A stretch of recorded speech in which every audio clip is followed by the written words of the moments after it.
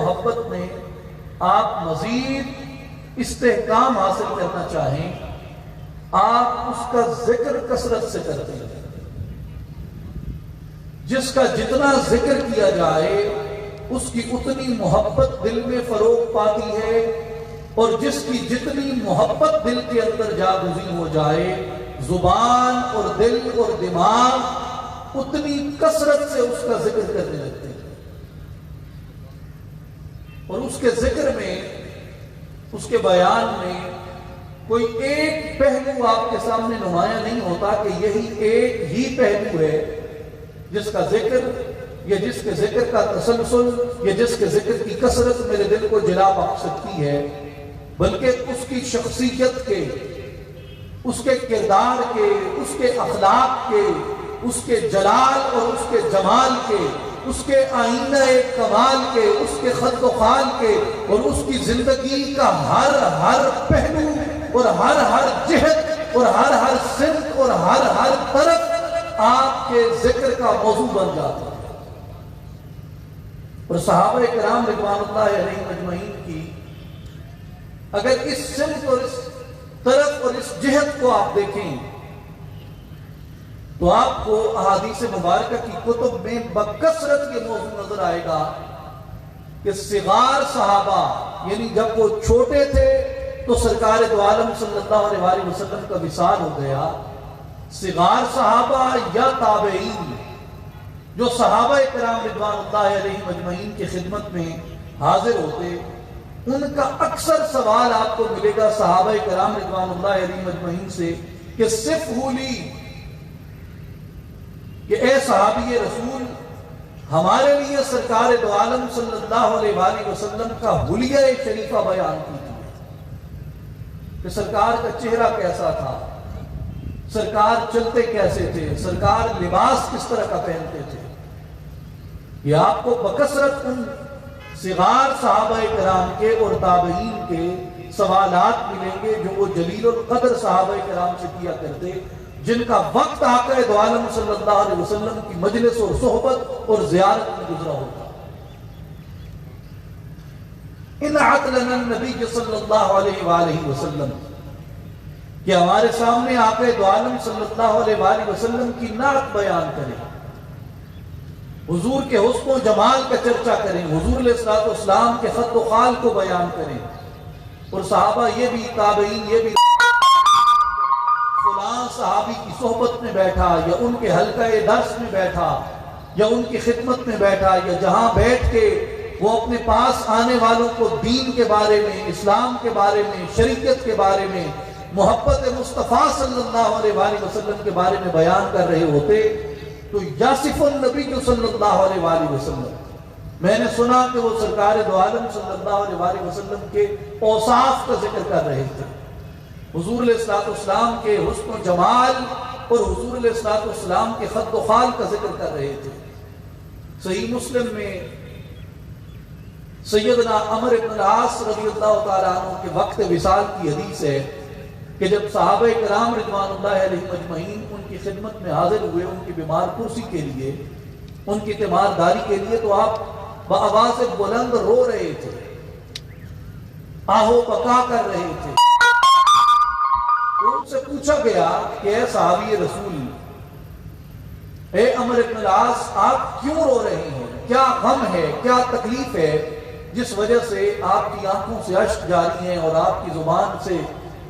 ہم غم و اندوہ کی کیفیت کو سن رہے ہیں؟ تو آپ نے فرمایا کہ مجھے کوئی غم نہیں، مجھے کوئی دکھ نہیں، سوائے اس کے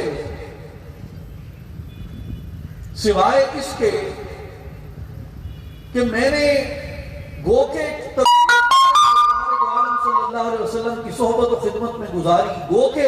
میں نے حضور کو چلتے پھرتے اٹھتے بیٹھتے سوتے جاگتے دیکھا، حضور کو منبر پہ خطبہ دیتے دیکھا، مصلی پہ امامت کرتے دیکھا، امت کے لیے دعائیں کرتے دیکھا، گھوڑے کی پشت پہ جہاد کرتے ہوئے دیکھا، حضور علیہ السلام کو میں نے اونٹنی پہ بیٹھے ہوئے دیکھا، پیدل چلتے ہوئے دیکھا، اپنے صحابہ کے جھرمٹ میں دیکھا، حضور کو میں نے خلوت میں دیکھا، حضور کو میں نے جلوت میں دیکھا، سارے پہلوؤں میں میں حضور کے ساتھ ساتھ تھا، لیکن حضور علیہ السلام کی جلالت شان اور حضور علیہ السلام کی عظمت کی ہیبت اتنی تھی میرے دل پہ کہ کبھی میری نگاہوں کو یہ ہمت نہیں ہوئی کہ میں جی بھر کے چہرہ مصطفیٰ کی زیارت کر سکتا. ہر ادا کو دیکھا مگر آنکھوں میں اتنی تاب نہ تھی کہ کبھی جی بھر کے سرکار کے چہرہ انور کی زیارت کی ہوتی. تو کہا اس میں غم و اندو کیا ہے؟ تو آپ نے فرمایا کہ غم و اندو یہ ہے کہ ولو اب لوگ آتے ہیں میرے پاس یہ سمجھ کے کہ یہ جلیل القدر صحابی رسول ہے. وہ لوگ آ کے مجھ سے سوال کرتے ہیں کہ اے عمر بن العاص، آپ حضور کے اتنے جلیل القدر صحابی ہیں، آپ بتائیں کہ حضور کا چہرہ کیسا تھا، رخسار کیسے تھے، دندان کیسے تھے، لب کیسے تھے، آنکھیں کیسے تھی، ابرو کیسے تھے، پیشانی کیسے تھی، حضور تبسم کیسے فرماتے، حضور مسکراتے ہوئے کیسے لگتے، حضور واس دیتے ہوئے کیسے لگتے. آپ نے فرمایا کہ مجھے غم یہ ہے کہ پوری عمر ساتھ بھی گزاری مگر چہرہ دیکھنے کی تاب نہ تھی. اب لوگ آ کے پوچھتے ہیں کہ حضور کے اوصاف بیان کرو تو میں حضور کے اوصاف بیان کرنے سے قاصر ہوں. یہاں سے آپ کو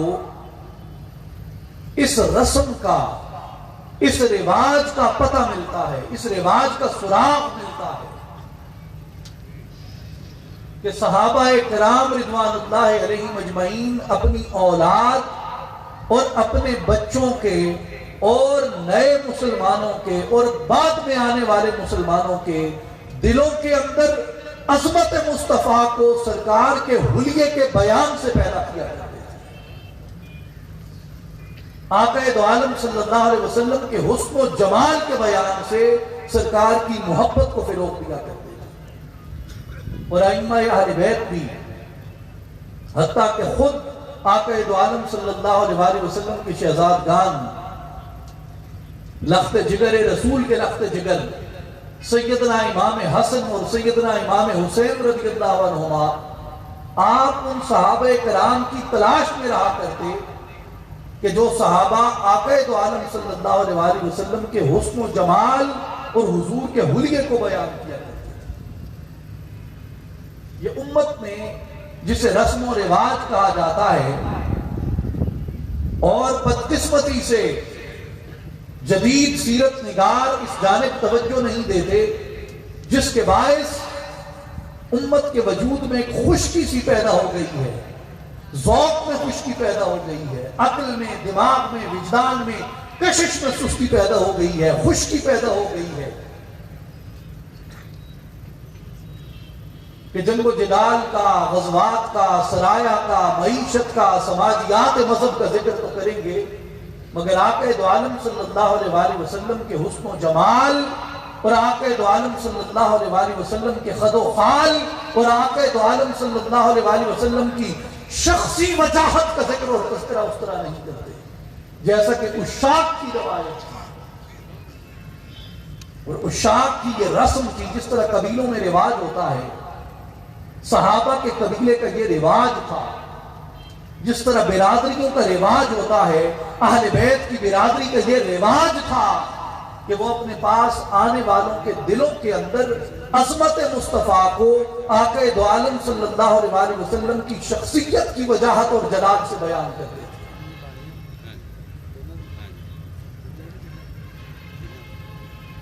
سیدنا امام حسن رضی اللہ تعالیٰ عنہ کی روایت ہے جسے امام طبرانی نے معجم الکبیر میں، امام بہقی نے شعب الایمان میں،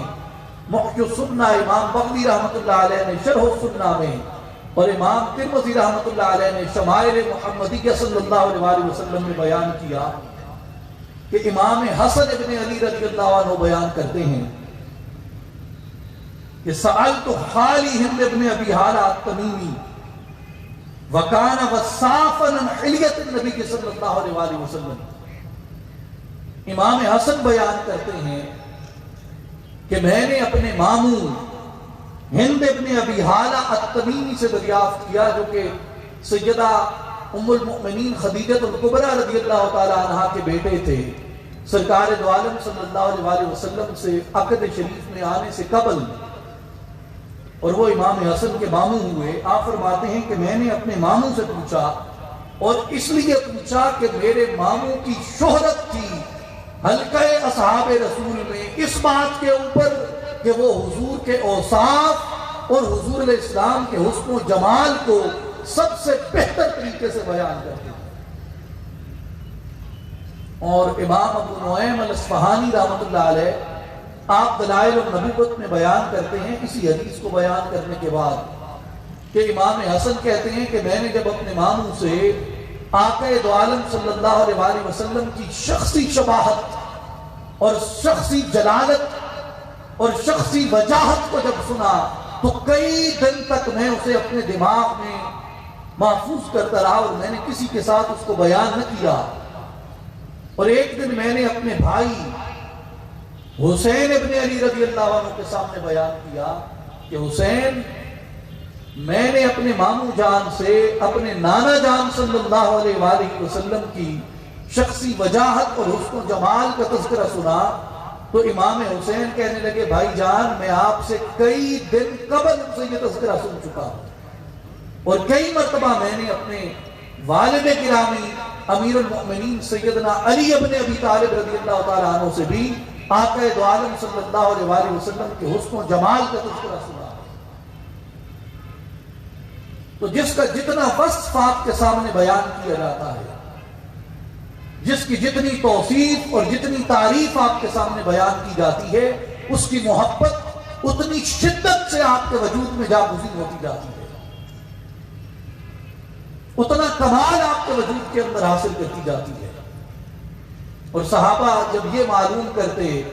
اور جب یہ جانتے بڑے صحابہ کرام سے، جلیل القدر صحابہ سے، کہ ہمارے آقا کے حسن کے برابر کسی کا حسن نہیں تھا، حضور کے جمال کی مثل کسی کا جمال نہ تھا، حضور کی رنگت کی مثل کسی کی رنگت نہ تھی، حضور کی آنکھوں کی مثل کسی کی آنکھیں نہ تھی، حضور کے چلنے کی مثل کسی کا چلنا نہ تھا، حضور کے بیان کی مثل کسی کا بیان نہ تھا، تو کسی حسین کا حسن ان کی آنکھوں کو نہ بہلا سکتا، ان کے کانوں کو نہ بہلا سکتا، ان کی عقول کو نہ بہلا سکتا، اس لیے کہ وہ جمال مصطفیٰ کے اسیر ہو جایا کرتے تھے۔ اور یہی حسن و جمال ہے، یہی حسن و بیان کہ یہ چرچا ہے جس نے صدیوں تک دیکھے بنا رخ مصطفیٰ کو دیکھا نہیں، رخ مصطفیٰ کی زیارت نہیں کی، مگر صدیوں تک اسی سرکار دو عالم صلی اللہ علیہ وسلم کے حسن کے بیان نے اس امت کو اپنا گرویدہ بنا کے رکھا ہے۔ اور آج بھی جس مقام پہ سرکار دو عالم صلی اللہ علیہ وسلم کے حسن و جمال کا چرچا بیان کیا جاتا ہے، اور آج بھی وہ گھرانے اور وہ خاندان، وہ لوگ اور وہ برادریاں اور قبیلے جو اپنے بچوں کو عظمت جمال مصطفیٰ کا گرویدہ بنا کے رکھتے ہیں، ان کے بچے دنیا کی کسی جلالت اور کسی عظمت سے کبھی ہیبت زدہ نہیں ہوتے، اس لیے کہ ان کے دل جمال مصطفیٰ کی ہیبت کے اسیر ہوتے ہیں۔ اور یہی بات ہمارے اسلاف نے، ہمارے بزرگوں نے ہماری تربیت اور ہماری گھٹی کے اندر ڈالی ہے کہ جس کا دل حسن مصطفیٰ کا اسیر ہو گیا، پھر کسی حسین کا حسن اس کو اپنا اسیر نہیں بنا سکتا، لیکن جس کا دل جمال مصطفیٰ کا اسیر نہیں ہوا، حسن مصطفیٰ کا اسیر نہیں ہوا، پھر ہر گزرتا پھرتا حسین اس کے دل پہ اپنی آنکھوں کے ڈورے ڈالتا رہتا ہے اور اس کو نفس و شیطان کا قیدی بناتا رہتا ہے۔ میں آپ سے کہتا ہوں، آپ سلام رضا کو دیکھیں، وہ شروع کہاں سے ہوتا ہے، وہ لے کے چلتا کیسے ہے آپ کے؟ سیدی شیخی امام اہل سنت امام محمد رضا خان بریلوی رحمۃ اللہ علیہ کا جو سلام ہے، جسے سرکار نے شہرت دوام عطا کی، قبولیت عام عطا کیا، وہ حضور علیہ السلام کے اسی حسن و بیان کے چرچے کے اوپر محیط ہے۔ اور میں جب بھی امام حسن رضی اللہ تعالیٰ عنہ کی یہ روایت دیکھتا ہوں جو انہوں نے اپنے ماموں جان سے روایت کی ہے، مجھے کبھی کبھی یوں معلوم ہوتا ہے کہ اعلیٰ حضرت رحمت اللہ علیہ نے اسی حدیث کو سامنے رکھ کے اپنا یہ سلام مرتب فرمایا۔ میں اس کی چند مثالیں آپ کے سامنے پیش کرتا ہوں۔ وہ بیان کرتے ہوئے شروع کرتے ہیں، کان رسول اللہ صلی اللہ علیہ وسلم فخمن مفخمن، آقا دو عالم صلی اللہ علیہ وسلم ذی شان تھے،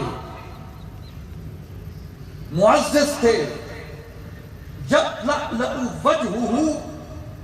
تلألؤ القمر لیلۃ البدر، کہ حضور علیہ السلام کا چہرہ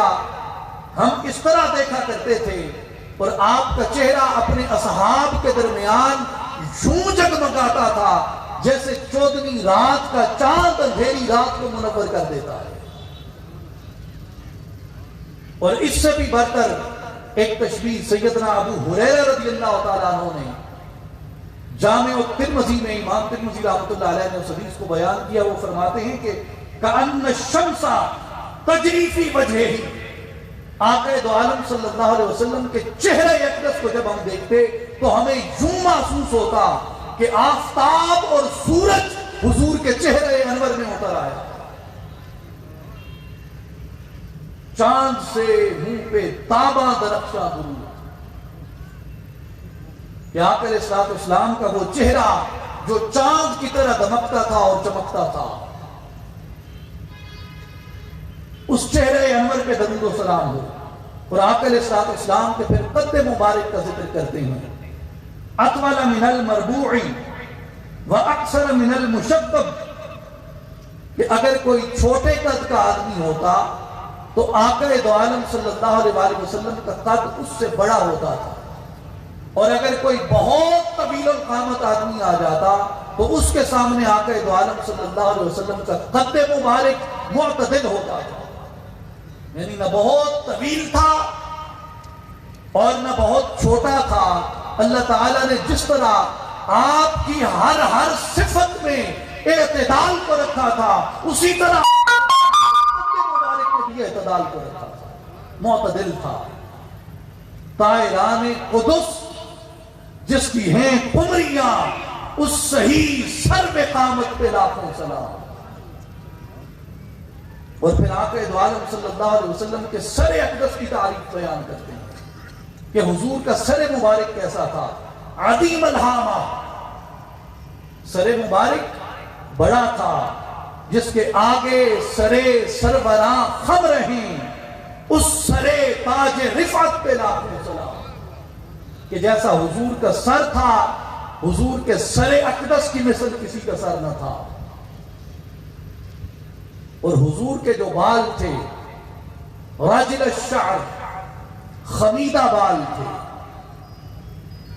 بل کھاتے ہوئے بال تھے، وہ کرم کی گھٹا گھیسوئے مشک ساں لٹکائے ابر رحمت پہ لاکھوں سلام، کہ جس طرح جو بادل ہے، بادل بل کھاتے ہوئے ہوتا ہے، بادل خمیدہ ہوتا ہے، آپ فرماتے ہیں کہ اسی طرح سرکار دو عالم صلی اللہ علیہ وآلہ وسلم کے جو زلف مبارک تھی وہ ہمیشہ بل کھائے ہوئے تھی۔ ان فرقت عقیقتہ فرق و الا فلا، اگر آقا دو عالم صلی اللہ علیہ وآلہ وسلم اپنے سر اقدس کے بالوں کو، ادھر کے بالوں کو ادھر اور ادھر کے بالوں کو خود ہی ادھر فرما دیتے تو مانگ نمایاں ہو جاتی، لیکن اگر آپ بال مبارک سیدھے رکھتے تو پھر مانگ نمایاں نہ ہوتی، جب آپ چاہتے اس مانگ کو نمایاں فرما دیتے۔ یہ حضور علیہ السلام کی زلفوں کا حسن بیان کرتے ہیں، جس پہ اعلیٰ حضرت رحمت اللہ علیہ نے فرمایا کہ لیلۃ القدر میں مطلع الفجر حق، مانگ کی استقامت پہ لاکھوں سلام۔ اور اگر آپ نے سورہ القدر میں جھانک کے دیکھا ہو اعلی حضرت رحمت اللہ علیہ فرماتے ہیں کہ شعراء اپنے محبوب کی زلفوں کو، اپنے محبوب کے بالوں کو رات کی تاریکی سے تشبیہ دیتے ہیں۔ آپ کہتے ہیں کہ لوگوں یاد رکھو راتوں کی بھی اقسام ہیں، ہر رات بھی ایک جیسی نہیں ہوتی۔ کئی راتیں ہیں جن میں مصائب اترتے ہیں، کئی راتیں ہیں جن میں بلائیں اترتی ہیں، کئی راتیں ہیں جن میں آلام اترتے ہیں، کئی راتیں ہیں جن میں کئی اقسام کی مخلوقات اترتی ہیں۔ لیکن کہتے ہیں کہ جب تم محبوب خدا کی، محبوب کبریا کی زلفوں کا ذکر کرو تو یہ اپنے ذہن میں رکھو کہ حضور کی زلفوں کو عام رات سے تشبیہ نہیں دی جا سکتی، حضور کی زلفیں لیلۃ القدر کی مانند۔ اور لیلۃ القدر کو پھر وہ تشبیہ دیتے ہیں مطلع الفجر تک۔ انا انزلناہ فی لیلۃ القدر فما ادراک ما لیلۃ القدر لیلۃ القدر خیر من الف شہر۔ کیوں کہ تنزل الملائکۃ والروح، کہ جس رات سے میرے محبوب کریم صلی اللہ علیہ وآلہ وسلم کی زلفوں کو تشبیہ دی جاتی ہے، وہ رات عام رات نہیں ہے بلکہ وہ لیلۃ القدر ہے۔ وہ رات ہے جس رات میں بلائیں اور وبائیں اور آلام اور مصائب نہیں اترتے، جس رات اللہ اپنے امر سے اپنے خاص ملائکہ اور روح کو اتارتا ہے زمین کی طرف۔ سلام ہی حتی مطلع الفجر، اور وہ سلامتی ہی سلامتی ہے یہاں تک کہ مطلع فجر ہو جائے۔ آپ فرماتے ہیں کہ تمہیں معلوم ہے کہ جب میں اپنے حبیب صلی اللہ علیہ وآلہ وسلم کی زلفوں کو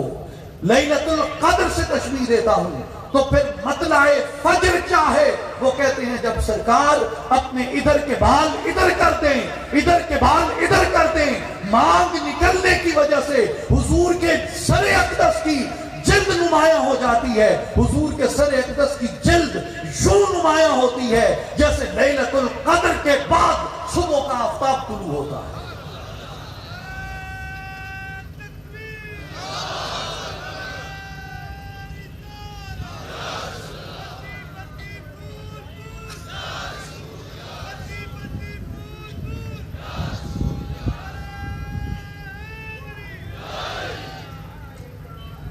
لیلۃ القدر میں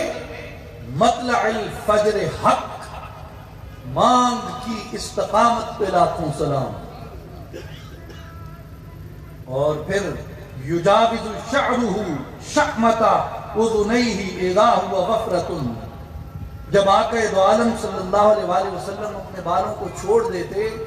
تو وہ آپ کے کان کی لوح مبارک سے تجاوز کر جاتے۔ ازہر اللون،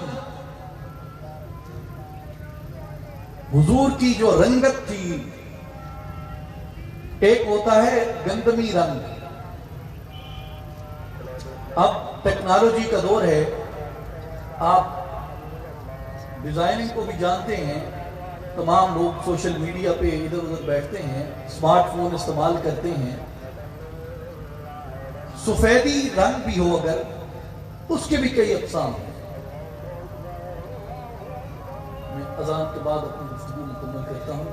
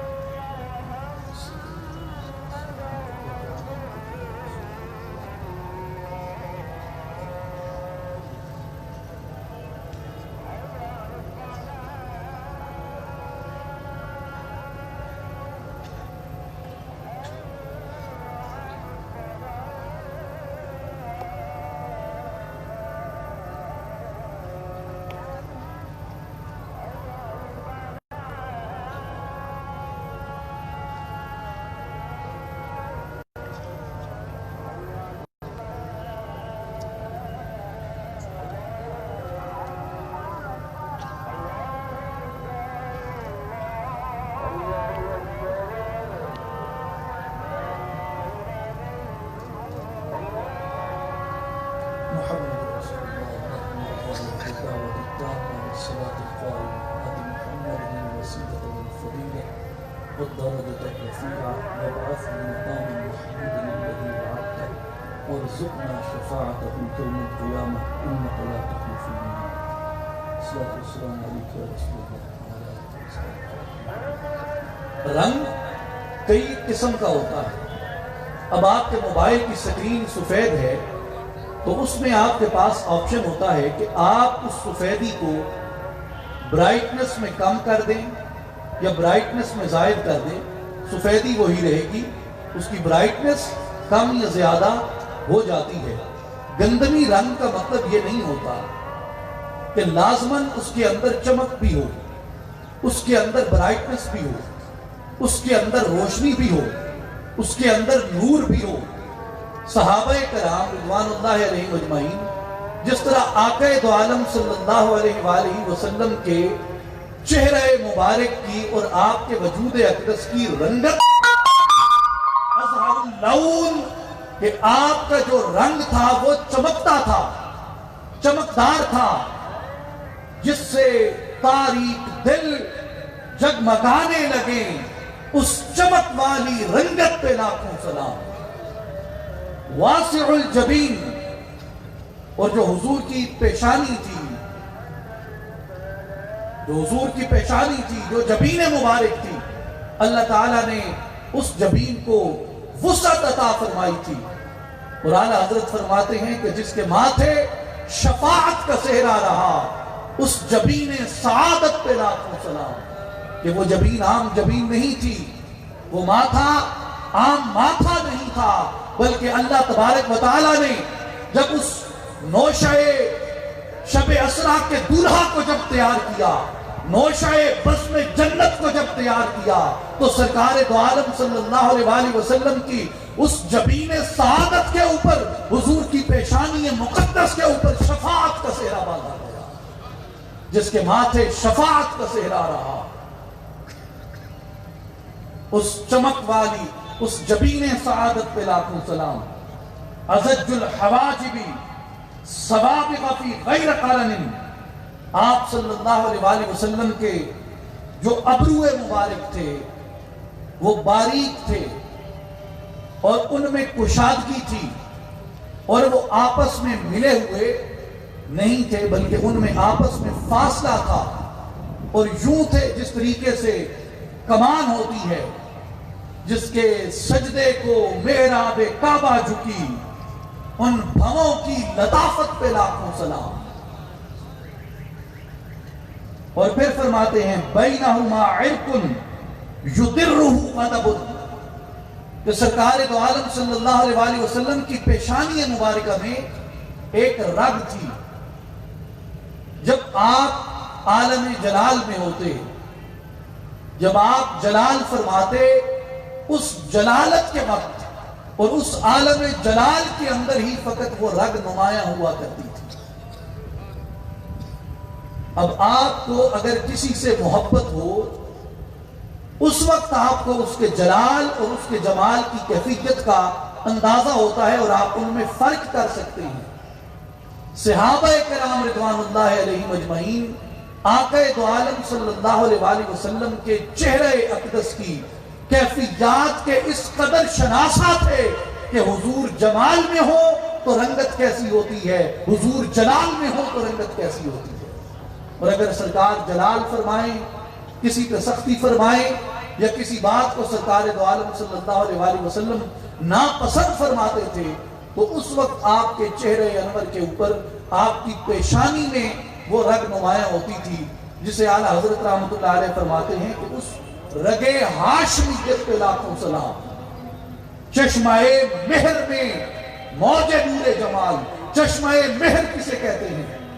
مہر سورج کو کہتے ہیں.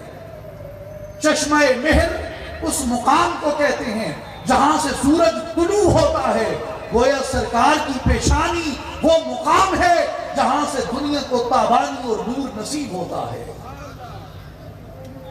چشمہ مہر میں موج نور جلال, اس رگے ہاشمیت پہ لاکھوں سلام. اور پھر فرماتے ہیں اقنى العرنین ارنین لہو نور یعلوہ یحسبہ من یتعملہ اشما. فرماتے ہیں کہ آقا دو عالم صلی اللہ علیہ وآلہ وسلم کا جو ناک مبارک تھا وہ بلندی مائل نہایت خوبصورت اور روشن تھا، اور اگر کوئی اسے غور سے نہ دیکھتا تو اس کو بلند بینی کا اس کے اوپر امکان جاتا تھا. اور پھر چہرہ مبارک کو ڈیفائن کرتے ہیں کہ جو ریش مبارک تھی، جو سرکار دو عالم صلی اللہ علیہ وآلہ وسلم کی داڑھی مبارک تھی، کف اللحیہ،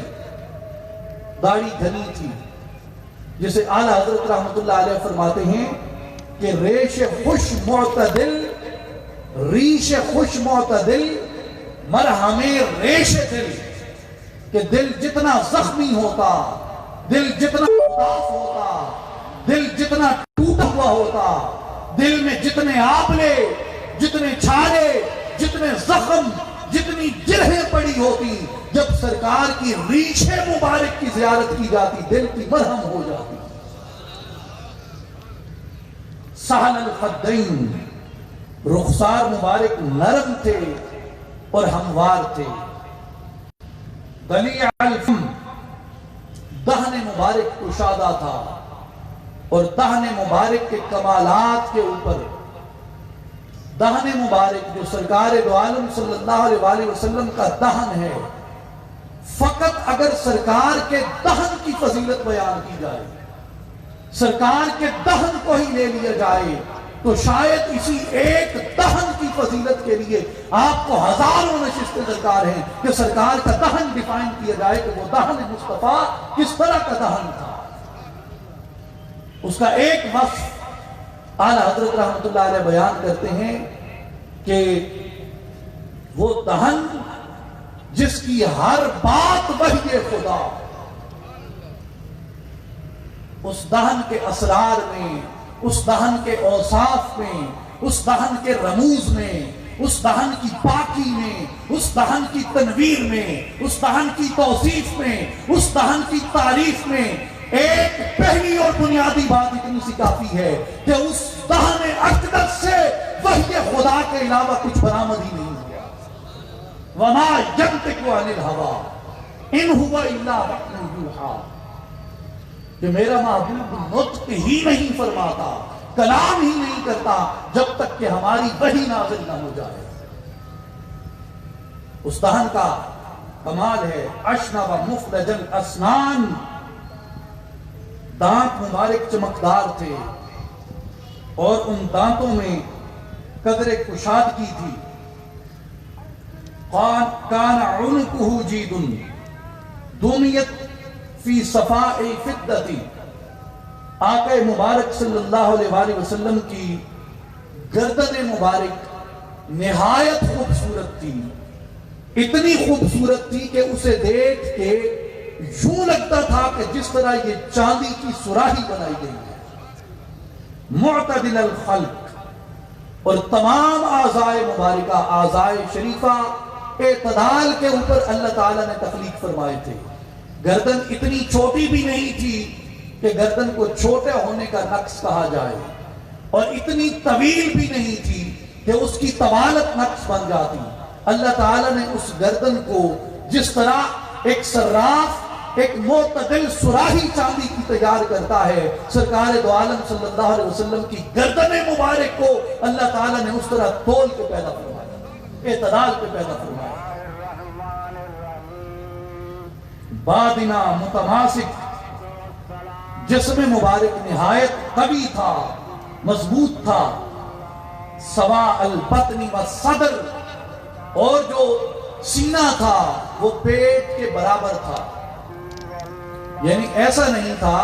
کہ سینہ مبارک اندر ہو اور پیٹ باہر نکل آئے، جو کہ انسان کی شخصیت کے اور انسان کے وقار کے بعض دفعہ منافی لگتا ہے، جسے ہم پنجابی میں کہتے ہیں کہ توند بڑھی ہوئی ہے. فرماتے ہیں کہ سوا البطن والصدر، جو شکم تھا وہ صدر سے ملا ہوا تھا، جو سینہ تھا وہ بطن اقدس سے ملا ہوا تھا. بالکل اس طرح سیدھا اس کو دیکھ کے لگتا تھا. اس لیے اعلیٰ حضرت رحمت اللہ علیہ فرماتے ہیں کہ لوگوں غور کرو کہ جو اگر کسی کے پاس کسی چیز کی توفیر ہو، کوئی چیز وافر ہو جائے، کسی چیز کی فراوانی ہو جائے تو بندہ اس نعمت سے بھرپور فائدہ اٹھاتا ہے، بعض دفعہ قناعت ترک کر دیتا ہے. سرکار دو عالم صلی اللہ علیہ وسلم کی شخصیت مبارکہ ذات گرامی وہ ذات ہے. آپ نے فرمایا کہ کل عالم کی چابیاں، دین و دنیا کی چابیاں میرے حوالے کر دی گئی ہیں، کل خزائن کے دروازے میرے اوپر منکشف کر دیے گئے ہیں. آپ کہتے ہیں کہ لوگوں غور کرو، اس کے باوجود بھی اللہ تعالیٰ نے جتنی نعمتوں کی کشادگی عطا فرمائی تھی اتنی ہی اللہ تعالیٰ نے سرکار کو قناعت عطا فرمائی تھی. کل جہاں ملک اور جو کی روٹی غذا، اس شکم کی قناعت پہ لاکھوں سلام. اس لیے کہا سوا البطن والصدر،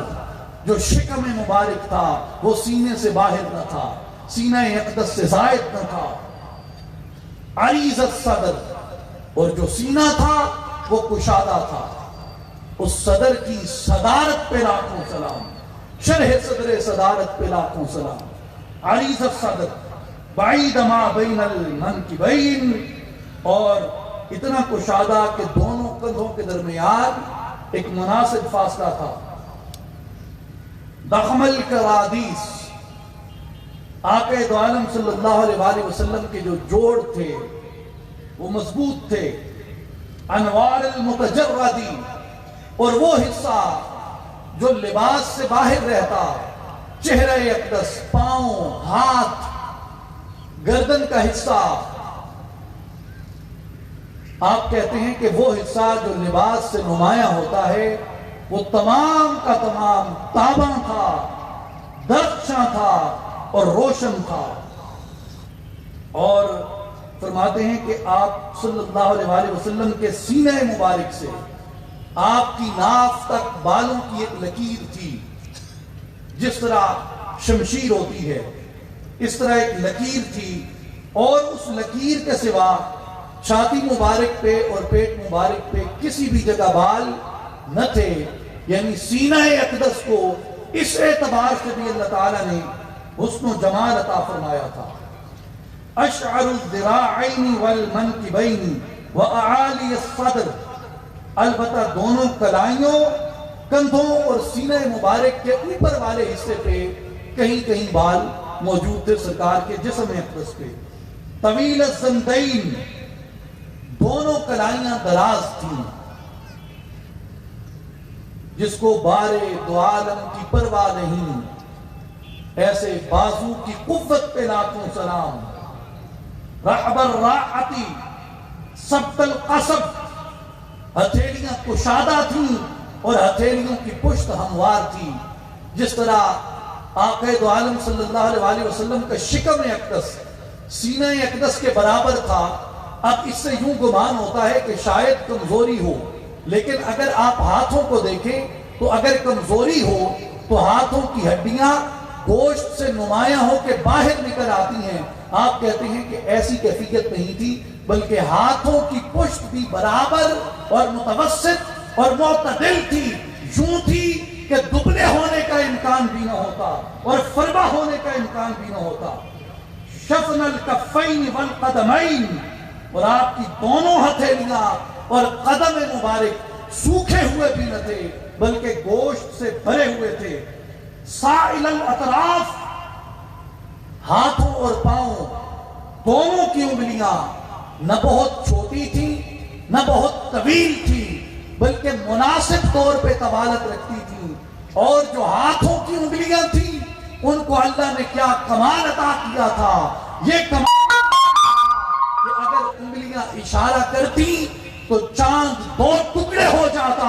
اگر انگلیاں اشارہ کرتی تو ڈوبتا سورج بھی واپس لوٹ آتا تھا.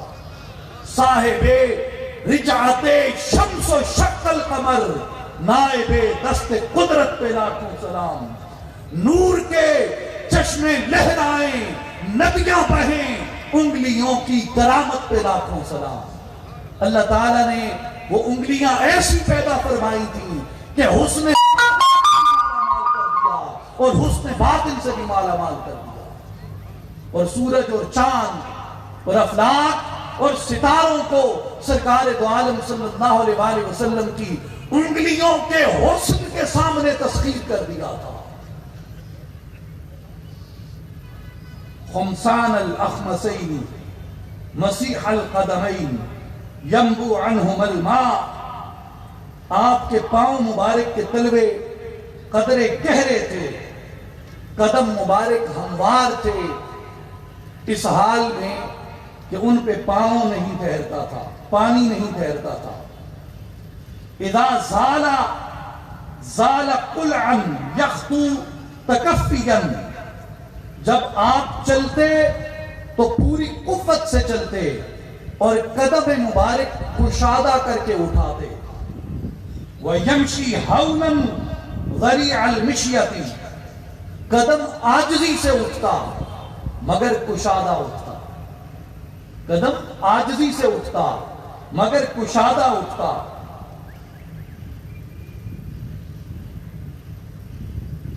اذا مشی کانما ینحت من سبب، جب سرکار چلتے تو اس طرح معلوم ہوتا کہ آپ بلندی سے زمین کی طرف آ رہے ہیں، جب چلتے تو یوں محسوس ہوتا کہ قدم مبارک زمین کی طرف آ رہے ہیں، اور یہ استعارہ ہے اس بات کا کہ نور لاہوت کا تھا، جگمگایا ناسوت کے اندر، اس لیے چال میں اعتدال یہ رکھا کہ دیکھنے والوں کو محسوس ہو جائے کہ لاہوت سے ناسوت کی طرف آنے والا لاہوت نور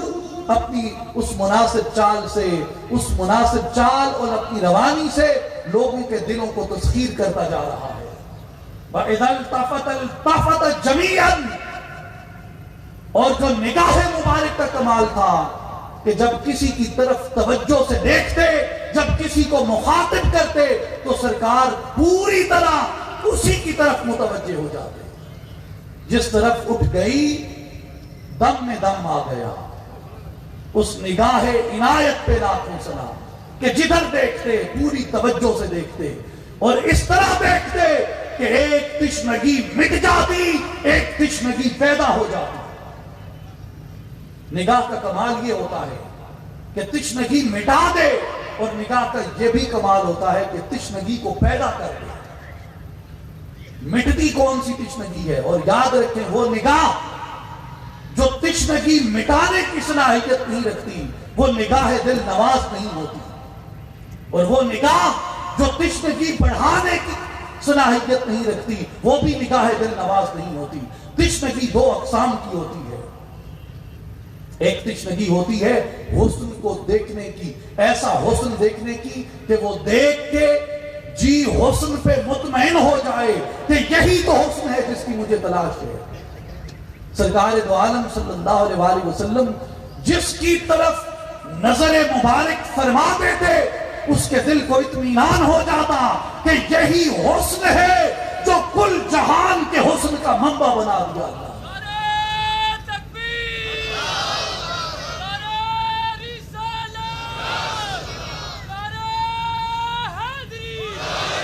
اور جو تشنگی بڑھ جاتی ہے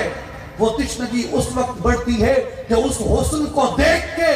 دل اپنے قابو میں نہیں رہتا، دل ہزار ہاں مرتبہ اس حسن پہ فدا ہو جاتا ہے، اور بار بار بتکرار ہزار ہاں بار اس حسن کو دیکھنے کی تشنگی پیدا کرتا رہتا ہے۔ پھر جیسے جیسے نگاہ اٹھتی رہتی ہے اس حسن کو بار بار دیکھنے کی تشنگی بڑھتی چلی جاتی ہے، اور یہ طلب کی نشانی ہے کہ طلب کے اندر تشنگی ہو۔ عرفی شرازی کہتے ہیں کہ زنقص تشن لبیداں باطل خیش مناز، زنقص تشن لبیداں باطل خیش مناز، دلت فریب کرز جلوائے سراب نفرد۔ عرفی کہتے ہیں یہ اہل رمز اس بات کو سمجھیں گے، اہل سخن اس بات کو سمجھیں گے کہ یہ تشنگی کا کمال نہیں بلکہ تشنگی کا نقص ہے کہ تجھے سراب سمندر نظر نہ آئے، تجھے مجاز میں اگر حقیقت کا جلوہ نظر نہ آئے تو یہ تیری تشنگی کا نقص ہے، تیری تشنگی کا کمال نہیں ہے۔ تشنگی ہے ہی وہ جو تیرے سامنے جلوے کو حجاب کے اندر بھی مستور نہیں رہنے دیتی، بلکہ اس کو شناخت کرتی رہتی ہے۔ اور پھر خافضۃ طرف، حضور نیچی نگاہ والے تھے۔ نظرہ الی الارض اطول من نظرہ الی السماء، آپ صلی اللہ علیہ وآلہ وسلم گو کہ اللہ نے رفعت عطا فرمائی، اتنی رفعت عطا فرمائی کہ اس رفعت کی حد نہیں۔ رہبر عالم بالاست خیال قدیار، اتنی رفعت عطا فرمائی کہ اگر میں اپنے حبیب کے قد کو دیکھنے لگوں، رہبر عالم بالاست خیال قدیار، میرے حبیب کی رفعت اتنی ہے، بلندی اتنی ہے کہ میں اگر یوں نیچے کھڑے ہو کے اپنے حبیب کی طرف نگاہ اٹھاؤں تو حبیب کے قد کو دیکھتے دیکھتے دیکھتے دیکھتے میری نگاہیں عالم بالا میں جا پہنچتی ہیں۔ اتنی رفعت عطا کی ہے اللہ نے۔ اس رفعت کے باوجود جو توجہ ہے، جب وہ چلتے ہیں تو اونچا دیکھ کے نہیں چلتے، بلکہ عاجزی کو اختیار کرتے ہوئے زمین کی طرف دیکھ کے چلتے ہیں۔ نیچی آنکھوں کے شرم و حیا پہ درود، اونچی بینی کی رفعت پہ لاکھوں سلام۔ جل نظرہ الملاحظۃ، حضور علیہ السلام کی نگاہ مبارک فرمانے کا انداز پروقار ہوتا تھا۔ یسوق اصحابہ، آپ اپنے صحابہ کرام رضوان اللہ علیہم اجمعین سے آگے چلتے۔ یقدر من لقی بالسلام، جو آپ سے ملتا آپ سلام فرمانے میں پہل فرماتے ہمیشہ۔ یہ سرکار دو عالم صلی اللہ علیہ وآلہ وسلم کا وہ حلیہ شریفہ ہے جو ایک حدیث میں روایت ہوا، جس کی میں نے عرض کی کہ امام حسن رضی اللہ تعالیٰ عنہ کی کہنے پہ، آپ کے استفسار پہ آپ کے ماموں جان نے یہ حلیہ شریفہ آپ کے سامنے بیان کیا۔ اب اس میں نکتہ بنیادی وہی ہے کہ جب سرکار دو عالم صلی اللہ علیہ وآلہ وسلم نے وصال فرمایا، سیدنا امام حسن رضی اللہ تعالیٰ عنہ، آپ کی عمر مبارک صغیر تھی، چھوٹی تھی، اس لیے جتنے صغار صحابہ تھے اور جو تابعین تھے جنہوں نے سرکار کی زیارت نہیں کی تھی، وہ جس بھی جلیل القدر صحابی سے ملتے، ان سے سرکار دو عالم صلی اللہ علیہ وسلم کا حلیہ سنا کرتے تھے، حسن و جمال کا ذکر اور حسن و جمال کا تذکرہ سنا کرتے تھے، اس لیے کہ وہ محبت ان کے دلوں کے اندر جاگزیں ہو جائے اور وہ محبت ان کے دلوں کے اندر پیدا ہو جائے۔ اور یہ جو ہمارے ہاں عموماً آپ دیکھتے ہیں محافل ذکر مصطفیٰ ہوتی ہیں، اس پہ ہر ایک کی اپنی رائے ہے، ہر ایک کی اپنی مرضی ہے، جو کچھ کہنا چاہتا ہے کہتا پھرے، مگر عشاق اس رسم کو اس لیے زندہ رکھتے ہیں، ثناخوانی مصطفیٰ میں حضور کے حسن کا، حضور کے جمال کا تذکرہ اس لیے کرتے ہیں کیونکہ یہ صحابہ کی سنت تھی، اور نہ صرف سنت تھی بلکہ صحابہ کے نزدیک بیان حسن مصطفیٰ، یاد رکھیں، بیان حسن مصطفیٰ ان کے نزدیک نئے یا عمر میں کم مسلمانوں کی تربیت کا انسٹیٹیوشن تھا، جہاں محبت مصطفیٰ اور ذکر جمال مصطفیٰ کے ذریعے ان کے دلوں سے اغیار کی ہر محبت کو ظاہر کر دیا جاتا تھا۔ حسن مصطفیٰ کا ذکر اور جمال مصطفیٰ صلی اللہ علیہ وآلہ وسلم کا ذکر ان کے نزدیک اس تربیتی ادارے کی حیثیت رکھتا تھا، انسٹیٹیوشن کی حیثیت رکھتا تھا۔ اس لیے ثناخوانی مصطفیٰ صلی اللہ علیہ وآلہ وسلم نے حضور کے حسن و جمال کا بیان، یہ سنت صحابہ ہے، یہ صحابہ کا رواج تھا، یہ صحابہ کی رسم تھی، یہ صحابہ کا طریق تھا، یہ صحابہ کرام رضوان اللہ علیہم اجمعین نے اس ادارے کو خود قائم کیا مسلمانوں کی تربیت کے لیے، اس لیے کہ وہ جمال مصطفیٰ کی شمع کے اسیر ہو جائے، اس پہ پروانہ وار منڈلانے لگے۔ اور جب تک دل اس کاسمیٹیکل بیوٹی سے متاثر ہوتا رہے، اٹریکٹ ہوتا رہے، اس کا مطلب یہی ہے کہ حسن مصطفیٰ ابھی دل میں اترا نہیں ہے مسلمان۔ حسن دنیا میں ایک حسن ہے، اور وہ حسن اصلی ہے، اور اس حسن اصلی کا اگر اس کائنات کے اندر کوئی کامل ترین اظہار ہے عشاق کے نزدیک تو وہ روح مصطفیٰ۔ اس لیے حضور علیہ الصلوۃ والسلام کی ثنا کرنا، حضور کی مدح بیان کرنا، حضور کی مدحت بیان کرنا، یہ طریق صحابہ ہے، اور مسلمان کے دل کے اندر آقا دو عالم صلی اللہ علیہ وآلہ وسلم کی محبت کو پختہ سے پختہ تر کرنے کا ایک ذریعہ ہے۔ امام طبرانی رحمۃ اللہ علیہ نے معجم الکبیر میں، امام حاکم نیسابوری رحمۃ اللہ علیہ نے مستدرک علی الصحیحین کے اندر خریم ابن اوس بن حارثہ بن لام سے روایت کی کہ رسول پاک صلی اللہ علیہ وآلہ وسلم جب آپ غزوہ تبوک سے واپس آئے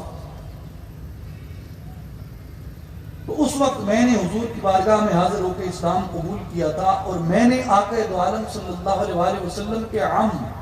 حضور کے چچا سیدنا عباس بن عبد المطلب رضی اللہ عنہ کو یہ کہتے ہوئے سنا کہ انی اريد ان امتدحک یا رسول اللہ صلی اللہ علیہ وسلم، میں آپ کی مدحت بیان کرنا چاہتا ہوں، میں آپ کی مدح سرائی کرنا چاہتا ہوں۔ آقا علیہ السلام نے فرمایا قل، کہو آپ کیا کہتے ہیں؟ اور پھر آپ نے جب یہ اجازت دی تو اجازت سے پہلے حضور نے دعا بھی دی۔ حضور نے فرمایا کہ لا یفدفد اللہ فاکا، کہ اے میرے چچا خدا تمہارے منہ کو کبھی خالی نہ کرے۔ وہ منہ جو مدحت مصطفیٰ بیان کرتا ہے، وہ منہ جو سرکار دو عالم صلی اللہ علیہ وآلہ وسلم کی تعریف اور توصیف بیان کرتا ہے، وہ منہ کبھی بھی خوشبو قرب الہی سے خالی نہیں ہوتا، وہ منہ کبھی بھی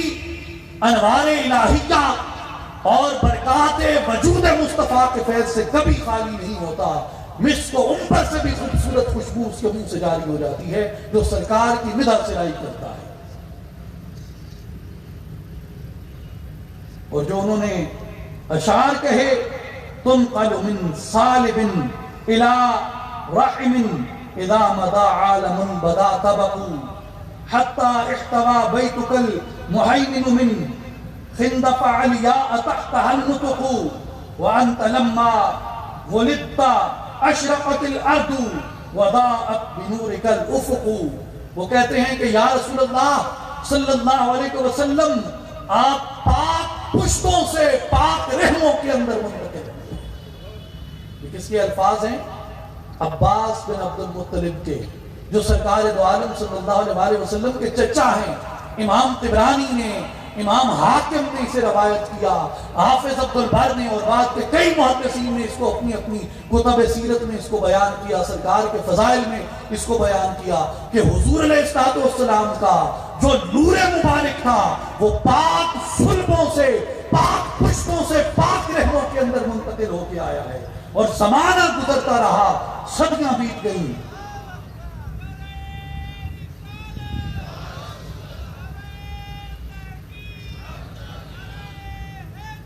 حتی احتوى بیتک المہیمن من خندق علیاء تحتها النطق، کہ یہاں تک کہ آپ کی شرافت جو آپ کے فضل و کمال پر شاہد ہے وہ غالب آ گئی بڑے بڑے خاندانوں پر کہ یا رسول اللہ باقی جتنے بھی خاندان ہیں آپ کے شرف کی وجہ سے آپ کے خاندان سے کمتر درجہ رکھتے ہیں۔ وَأَنْتَ لَمَّا وَلِدْتَ أَشْرَقَتِ الْأَرْضِ وَضَاءَتْ بِنُورِكَ الْأُفُقُ، جب آپ کی ولادت با سعادت ہوئی تو یا رسول اللہ صلی اللہ علیہ وسلم آپ کی ولادت باسعادت کی برکت سے زمین اور آسمان کو اللہ تعالیٰ نے روشن فرما دیا تھا. اور یہ سرکار دو عالم صلی اللہ علیہ وسلم کے اپنے الفاظ مبارک بھی ہیں جنہیں امام احمد ابن حنبل رضی اللہ عنہ آپ نے روایت فرمایا کہ سرکار دو عالم صلی اللہ علیہ وسلم نے فرمایا، ارباز ابن ساریہ سلمی کی روایت ہے، آپ فرماتے ہیں کہ آقا دو عالم صلی اللہ علیہ وسلم نے فرمایا میں اللہ تبارک و تعالیٰ کے ہاں ام الکتاب یعنی لوح محفوظ پہ اس وقت بھی خاتم النبیین تھا جب آدم علیہ السلام ابھی اپنے خمیر سے گزر رہے تھے. قرآن قریب میں تم لوگوں کو اس کی تعبیر بتاؤں گا. اور حضور نے فرمایا دعوتی ابی ابراہیم و بشارت عیسیٰ قومہ، لوگوں میں وہ ہوں جس کی دعا ابراہیم نے کی، میں وہ ہوں جس کی بشارت عیسیٰ نے دی، وَرُؤْيَا أُمِّ الَّتِي رَأَتْ أَنَّهُ خَرَجَ مِنْهَا نُورٌ، اور میں وہ ہوں کہ میری ماں نے خواب دیکھا، یعنی سرکار کہتے ہیں کہ میری والدہ سیدہ آمنہ سلام اللہ علیہ نے یہ خواب دیکھا انہو خرج منہا نور، کہ ان کے وجود اقدس سے ایک نور ظاہر ہوتا ہے، اضاءت لہو قصور الشام، جس نور کی برکت سے انہوں نے شام کے محلات کو بھی منور دیکھا تھا.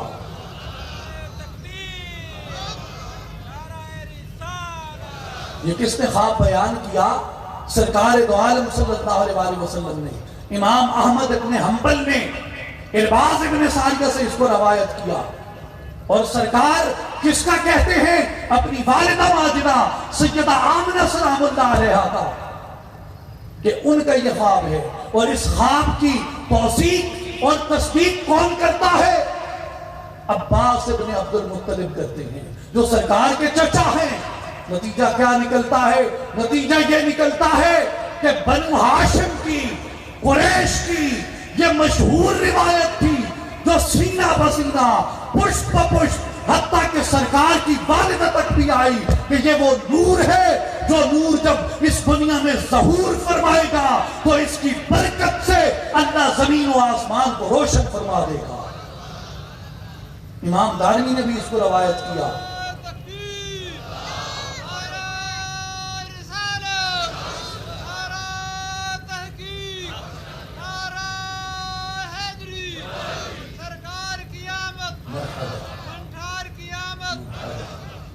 امام دارمی نے اس کو بیان کیا اپنی سنن کے اندر کہ سیدہ آمنہ سلام اللہ علیہ آپ روایت فرماتی ہیں، آپ کہتی ہیں کہ انی رأیت حین خرج منی تعنی نورا اضاءت منہ قصور الشام، میں نے دیکھا کہ مجھ سے ایسا نور نکلا ہے جس نور کی ضیاء نے، جس نور کی روشنی نے قصور شام کو بھی منور کر دیا. سرکار دو عالم صلی اللہ علیہ وسلم کا حسن بیان کرنا، سرکار دو عالم صلی اللہ علیہ وسلم کے فضائل بیان کرنا، سرکار دو عالم صلی اللہ علیہ وسلم کی اس فضیلت کا ذکر کرنا جو اللہ تعالیٰ نے فقط آپ ہی کی ذات اقدس کو جو حسن جو فضائل عطا کیے، یہ مومن کے ایمان کو اور تقویت عطا کرتا ہے. یاد رکھو مسلمانوں، آج سماجیات مذہب کے نام پہ، سیاسیات مذہب کے نام پہ، معاشیات مذہب کے نام پہ آپ کو سیرت پہ بڑے بڑے کتب ملیں گی، بڑے بڑے لیکچرز ملیں گے، خطبات ملیں گے، باتیں ملیں گی. اس میں کوئی شک نہیں کہ پرامن سماج دین اسلام ہی تشکیل دیتا ہے. عدل پہ مبنی سیاست اور عدل پہ مبنی معیشت دین اسلام ہی تشکیل دیتا ہے سیرت مصطفیٰ صلی اللہ علیہ وسلم کی روشنی میں. مگر یاد رکھو، ہم سرکار دو عالم صلی اللہ علیہ وسلم کے فقط سیاسی پیروکار ہی نہیں ہے، یہ امت فقط سرکار کی سیاسی امت ہی نہیں ہے، یہ امت اس بات پہ یقین رکھتی ہے کہ اللہ تبارک و تعالیٰ نے وہ تمام کمالات، وہ چاہے کمالات باطنی تھے یا کمالات ظاہری تھے، حسن ظاہر تھا یا حسن باطن تھا، جو جتنے نبیوں کو عطا کیا تھا ان تمام خوبیوں اور ان تمام فضائل کا منبع میرے مصطفیٰ کی ذات کو بنا دیا۔ ہم حضور علیہ السلام کے شمائل اور فضائل کے اول نصیر ہوتے ہیں، اس کے بعد ہمارے اوپر نظام سیاست کے قیام کی جد و جہد کی ذمہ داری عائد ہوتی ہے۔ جو دل اسیر جمال مصطفیٰ نہیں، اسیر فضیلت مصطفیٰ نہیں، اس کی بیماری ختم نہیں ہوتی۔ اس لیے محض خصائل مصطفیٰ صلی اللہ علیہ وسلم کو سامنے رکھ کے اپنے لیے، اپنے نقطہ نظر اور اپنے طبقہ فکر کے لیے اقتدار کی راہ ہموار کرنا سیرت نبی سے محبت نہیں۔ سیرت نبی سے محبت یہ ہے کہ خصائل کے ساتھ ساتھ حضور کے فضائل کے چرچا بھی کیا جائے، حضور کے شمائل کے چرچا بھی کیا جائے۔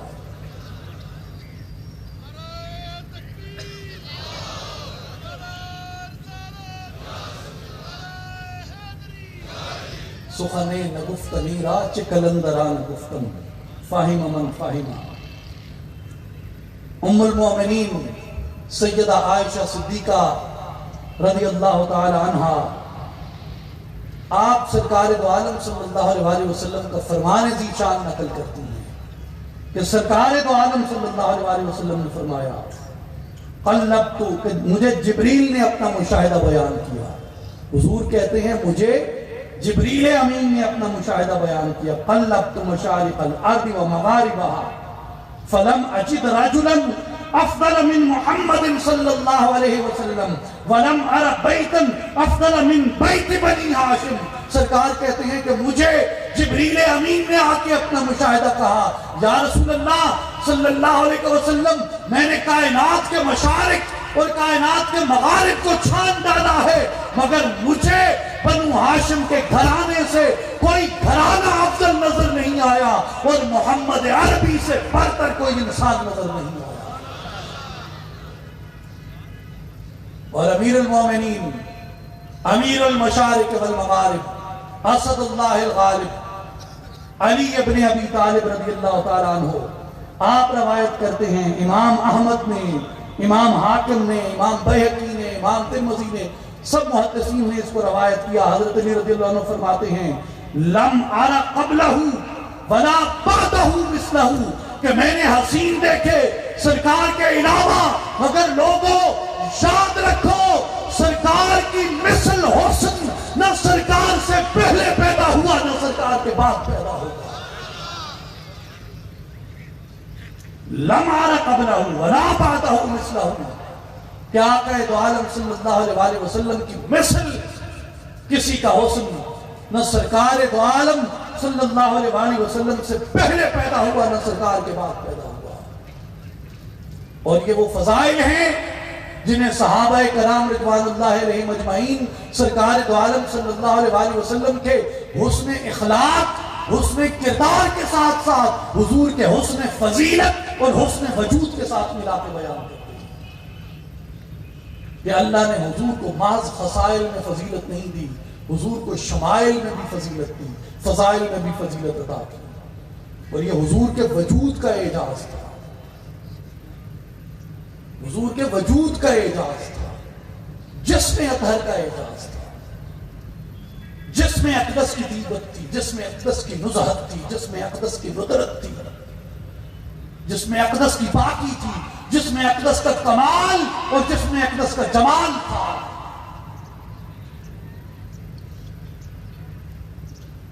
کون سا وجود ایسا ہے جس کے اوپر اتنی گواہیاں، اتنی شہادتیں،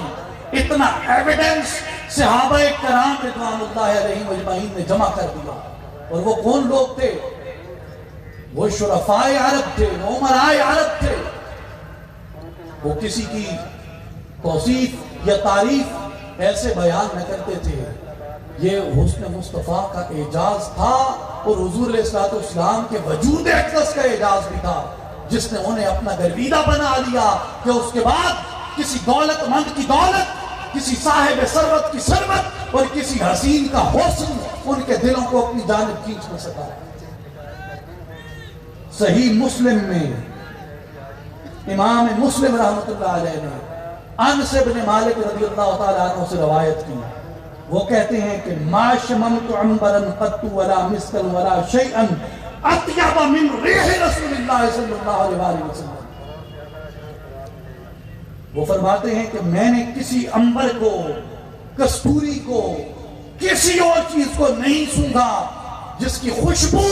سرکار دو عالم صلی اللہ علیہ وسلم کی خوشبو سے زیادہ بہتر ہے۔ کل خوشبوئیں، آپ نے اگر دنیا میں کوئی حسین سے حسین، کوئی اعلیٰ سے اعلیٰ خوشبو سونگی، کوئی لطیف سے لطیف خوشبو سونگی ہے، اس کا تصور کریں۔ اور انس بن مالک رضی اللہ تعالیٰ عنہ فرماتے ہیں آج بھی خوشبو میں عربوں کے ذوق کی مثل کسی کا ذوق نہیں ہے۔ دنیا میں آپ چلے جائیں، جو عرب مسک کو انفرادیت آج بھی حاصل ہے، وہ کسی اور مسک کو نہیں، عود کو۔ اور عود اس وقت دنیا کی بیسٹ سیلر فریگرنس کہا جاتا ہے، اور عود کا اوریجن عرب ہے۔ بیسٹ سیلر فریگرنس پروڈکٹ عود ہے، اور اس کا اوریجن عرب ہے۔ آج بھی جو عرب ہیں، خوشبو میں ان کا ثانی نہیں۔ اور اس وقت کے عرب کی حضرت انس بن مالک فرماتے ہیں کہ میں نے کئی کستوریاں اور عنبر اور خوشبوئیں سونگی، مگر جو خوشبو سرکار دو عالم صلی اللہ علیہ وسلم کے وجود اقدس کی تھی، وہ خوشبو کسی جگہ میں نے نہیں سونگی۔ ولا مسست شیئا قط دیباجا ولا حریرا علیا مسا من رسول اللہ صلی اللہ علیہ وسلم۔ وہ کہتے ہیں کہ نہ میں نے دیباج یا ریشم یا کسی نرم سے نرم چیز کو چھوا جو کہ اتنی نرم و نازک ہو جتنے سرکار دو عالم صلی اللہ علیہ وسلم کا وجود اقدس اللہ نے نرم و نازک پیدا فرمایا۔ یہ سرکار دو عالم صلی اللہ علیہ وسلم کے وجود اقدس کا اعجاز ہے۔ اور صحابہ اگر کوئی حسن بیان کرنا چاہتے تو سرکار کے حسن کی مثال دیتے کہ حضور کے حسن کی مثل کوئی حسن نہیں ہو سکتا۔ مثلا ایک عمومی سی بات تھی، امام بخاری رحمۃ اللہ علیہ نے کتاب اللباس میں حضرت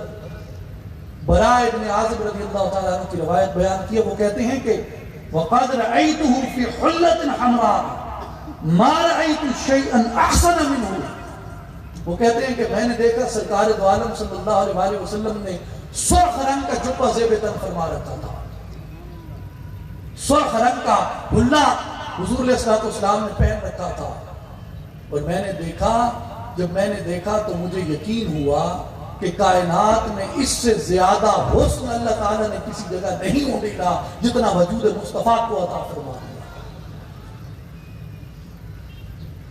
ساڑھے کو پنجابی روایت بھی ہے، کہاوت بھی ہے، کئی اس سے ڈوڑے تے مائیے بڑے ہوئے بھائی اتنے رتے رنگ تے دل اڑکھل ہوتا ہے۔ تو یہ جو ڈوڑے تے مائیے پڑھن والے جڑے ایسے فاش گو گویے تے شاعر ہیں، انہوں نے میں دعوت دینا کہ آؤ صحابہ دا حسن ذوق بھی دیکھو کہ وہ سرخی دا رنگ کتھے قبول کرے۔ سرکار نے فرمایا کہ میرے حسن میں اور اللہ تعالیٰ ہمیں وہ آنکھیں نصیب کرے جو حضور علیہ السلام کے حسن سراپا کی زیارت کر سکیں، اور حضور علیہ السلام کی خوشبو کا یہ عالم تھا۔ کئی احادیث ہیں اس پہ، حضرت جابر رضی اللہ عنہ کی روایت سے، دیگر صحابہ کرام کی روایت سے، وہ کہتے ہیں کہ آقا علیہ السلام کے وجود اقدس سے خوشبو آتی تھی خاص قسم کی، اور جو کوئی بھی پیچھے رہ جاتا یا آتا کہ حضور کو تلاش کروں، مسجد نبوی میں بھی نہیں ہے، اپنے حجرے میں بھی نہیں ہے، تو سرکار کہاں تشریف لے گئے؟ یعنی مسجد نبوی میں بھی نہیں ہے، حجرے میں بھی نہیں ہے، تو مدینہ میں حضور کہاں ہیں؟ حضرت جابر رضی اللہ عنہ فرماتے ہیں کہ صحابہ یہ کرتے تھے کہ راستے پہ چل پڑتے اور جس راستے پہ حضور گئے ہوتے اس راستے پہ حضور کی خوشبو موجود ہوتی تھی. یہ رومی نے بھی بیان کیا. رومی کہتے ہیں کہ کمزور شکاری وہ ہے جو اولاً ہرن کے قدموں کو دیکھ کے شکار کرتا ہے، قدموں کی چھاپ، قدموں کا نقش ڈھونڈتا ہے اس کے شکار کے لیے. لیکن پھر ایک حالت یہ آ جاتی ہے کہ وہ شکاری ہرن سے اتنا مانوس ہو جاتا ہے، ہرن کی اتنی اس کو شناخت ہو جاتی ہے کہ بعد ازاں خود نافے آہو رہ برس. اس کے بعد وہ ہرن کے نافے کی خوشبو کے اوپر ہرن کو تلاش کرتا ہے، اور یہ شکاری کے فن کا کمال ہوتا ہے. اور صحابہ کرام رضوان اللہ علیہم اجمعین یہ کہتے ہیں کہ اللہ تعالیٰ نے حضور کے وجود کو یہ خوشبو اور یہ برکت عطا کی تھی کہ جہاں سے سرکار گزر جاتے ایک طویل وقت تک وہ گلیاں مہکتی رہتی حضور کی خوشبو سے. اور اسی طرح سرکار دو عالم صلی اللہ علیہ وسلم نے اپنی ایک غلام کو اپنے وجود اقدس سے پسینہ اتار کے ایک شیشی میں بند کر کے دے دیا. پسینہ اتار کے ایک شیشی میں بند کر کے دے دیا اور فرمایا کہ اسے رکھو اپنے پاس. وہ لے گئے اور حضرت ابو ہریرہ رضی اللہ تعالیٰ عنہ آپ فرماتے ہیں کہ جب کبھی وہ خاتون وہ خوشبو لگایا کرتی جو ان کی شیشی میں سرکار دو عالم صلی اللہ علیہ وسلم کا پسینہ تھا، آپ فرماتے ہیں کہ پورا شہر مدینہ اس خوشبو سے مہک اٹھتا تھا. پورا شہر مدینہ اس خوشبو سے مہک اٹھتا تھا. فَسُمُّوا بَيْتَ الْمُطَيَّبِينَ، اور جس گھر میں وہ شیشی تھی اس گھر کو اہل مدینہ خوشبوؤں کا گھر کہتے تھے. بیت المطیبین، اس گھر کو خوشبوؤں کا گھر کہتے تھے جس گھر کے اندر سرکار دو عالم صلی اللہ علیہ وسلم کا وہ پسینہ اقدس موجود ہوتا تھا. میرے مسلمان بھائیوں، میں اپنی گفتگو کو بہت طوالت دے گیا ہوں، آپ کو بہت انتظار کرا بیٹھا ہوں، مگر میں اختتام اس بات پہ کرنا چاہتا ہوں کہ جو عشاق ہیں جن کے سینے محبت مصطفیٰ صلی اللہ علیہ وسلم سے روشن ہوتے ہیں،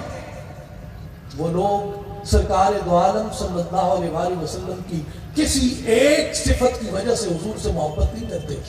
کہ وہ محض فضائل کو دیکھتے ہوں،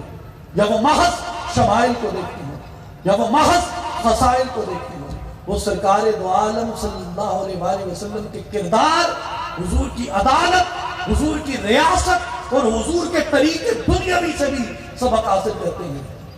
مگر جتنے بھی انصار و مہاجرین صحابہ کرام رضوان اللہ علیہم اجمعین تھے، وہ اولاً حضور علیہ السلام کے فضائل اور شمائل کے حسن کے اسیر تھے. اور میں جو بات کہہ رہا ہوں اس کا ایک تناظر ہے،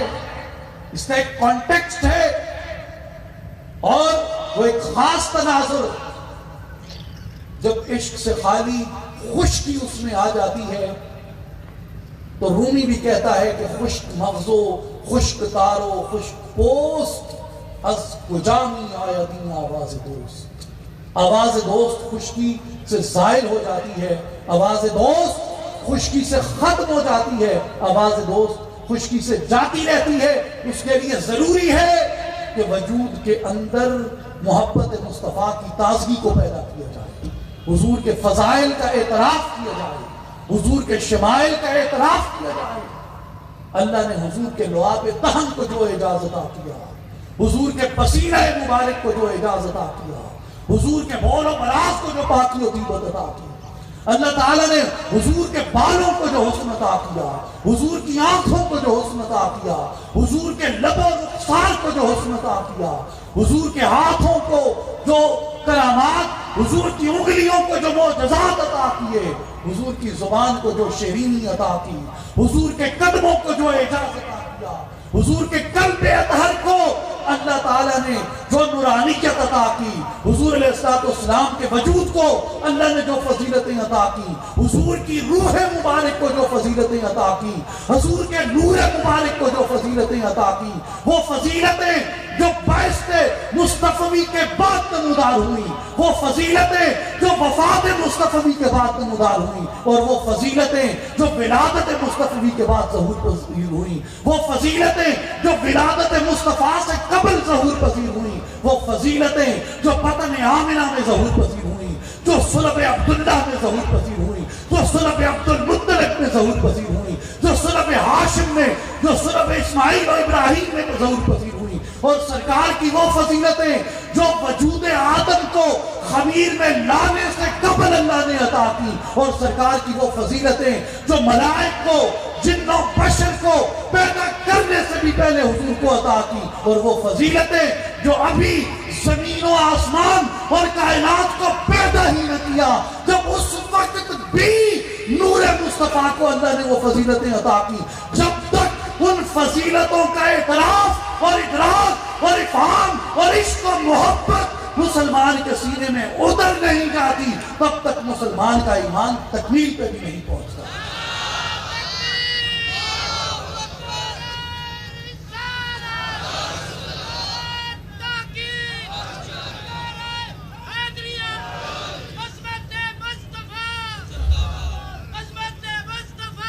سرکار کو قبول کرو تو سرکار کی کل عظمتوں کے ساتھ قبول کرو، سرکار سے عشق کرو تو سرکار کے کل فضائل کے ساتھ سرکار سے عشق کرو، خشکی کو نکالو وجود سے، تازگی کو پیدا کرو، ہریالی کو پیدا کرو، ویرانی اور بنجر زمینیں اچھی نہیں ہوتی۔ یہ پیغام ہے اصلاحی جماعت کا اور عالمی تنظیم العارفین کی، یہی دعوت ہے کہ آؤ اور اپنے دلوں کو عشق مصطفیٰ صلی اللہ علیہ وآلہ وسلم سے منور کرو اور معطر کرو۔ اور میں تمام اپنے نوجوان ساتھیوں کو یہ دعوت عرض کرنا چاہوں گا کہ آپ آئیں اس جماعت میں، اس تحریک میں شامل ہو کے اس کے شانہ بشانہ اس پیغام محبت مصطفیٰ کو عام کریں، اس پیغام عشق مصطفیٰ کو عام کریں۔ اس لیے یہ امت کی اس ڈوبتی ہوئی کشتی کو بوسیلہ عشق مصطفیٰ ہم اس گرداب سے نکال کے لے آئیں۔ اسی لیے اقبال رحمت اللہ علیہ یہ دعوت دیتے ہیں اور یہ بتاتے ہیں اور یہ ہمارے اوپر واضح کرتے ہیں کہ سرکار دو عالم صلی اللہ علیہ وسلم کو پہچاننا ہے تو قرآن سے پہچانو۔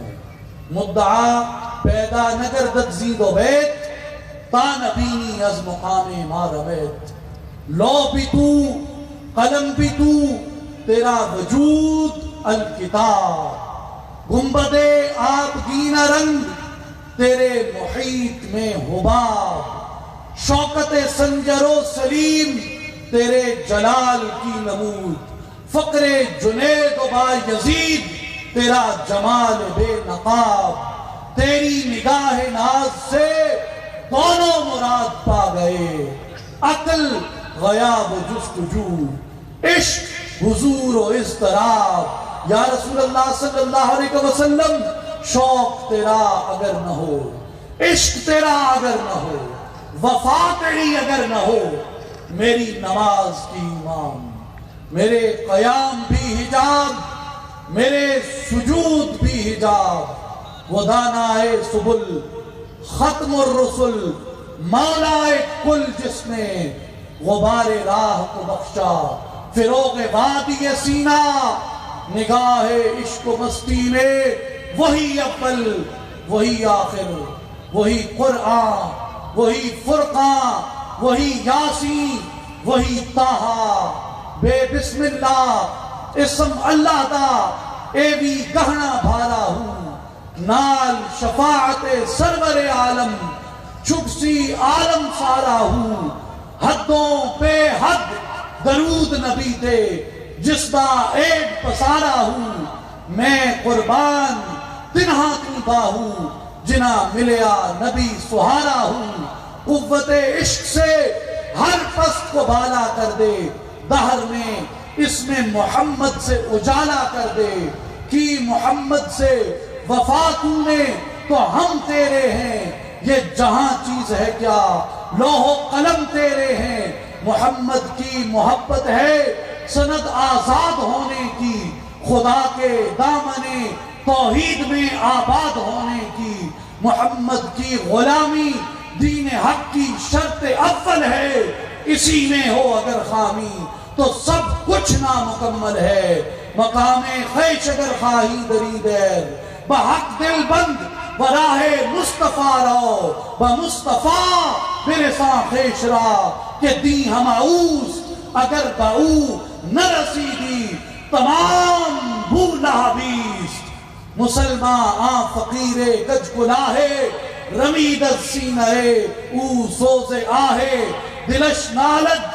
چرا نالد نداند، نگاہ یا رسول اللہ نگاہ، نگاہ یا رسول اللہ نگاہ، نگاہ یا رسول اللہ نگاہ۔ یا رسول اللہ انظر حالنا، یا حبیب اللہ اسمع قالنا، اننا فی بحر غم مغرق، خذ یدینا سہل لنا اشکالنا۔ غریبم یا رسول اللہ غریبم،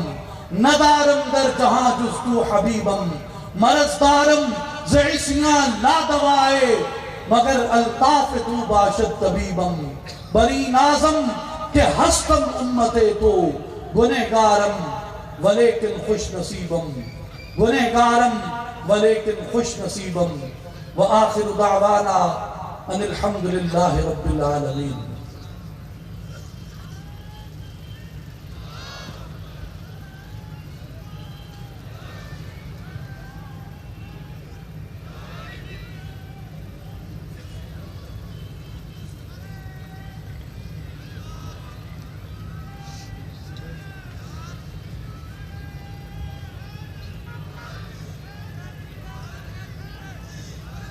حضرات